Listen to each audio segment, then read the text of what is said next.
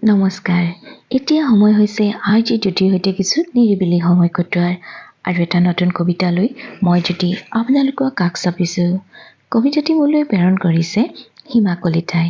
আহকচোন কবিতাটি আমি উপভোগ কৰোঁ। কবিতাটি শিৰোনাম অ সময় যাওঁ বল উভতি।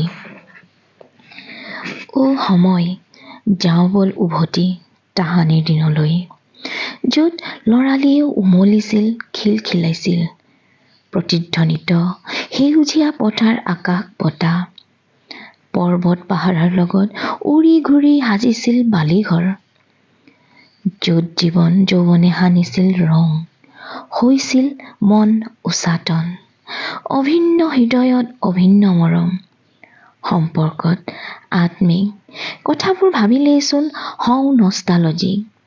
অ সময় যাওঁ বল উভতি তাহানিৰ দিনলৈ, মৃন্ময় মমতাৰে ভৰা ধমনীত প্ৰবাহিত মৰম ভাল পোৱাবোৰ আজুৰি আনিবলৈ। অ সময় হ'ল যে সলনি, কৈ কৈ ভাগৰি নপৰা সময়বোৰ আজি অতীত হ'ল।